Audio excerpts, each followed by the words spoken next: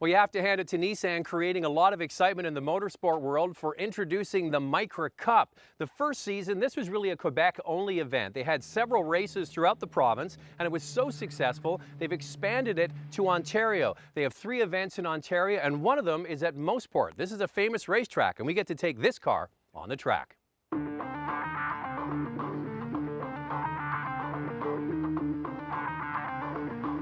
Nissan has just finished its second season of the Micra Cup, the least expensive way to go racing. So how is this the least expensive racing series? Well, you start with the least expensive car sold in Canada, the Nissan Micra. But how is the showroom car changed? How do we make a Micra Cup race car? Stock car comes in, it gets completely gutted. First things to go in are the kill switch. Second thing to go in are the race pedals. Once we've done that, we install the fire extinguisher system. All these things are for safety purposes. Once that's all said and done, we install the roll cage. Car goes up on the lift, we change the suspension, we change the brake lines and front pads, along with the exhaust and the cold air intake. Apart from that, everything else is bone stock.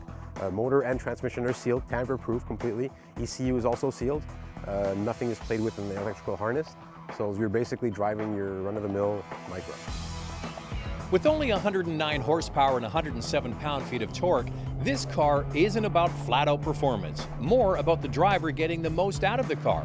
It's all about momentum. You got to carry enough speed through the apex and then get on the power without spinning the inside wheel. You got to get the power down to the ground. Now, most people don't buy the $10,000 car. They spend a few dollars and get, like, you know, air conditioning and wind down windows, but that car is what's on the track. And they've been running these at race speeds for 1.5 years, and not one engine has grenaded and no transmissions have failed. So that's a real testament, I think, to the little car.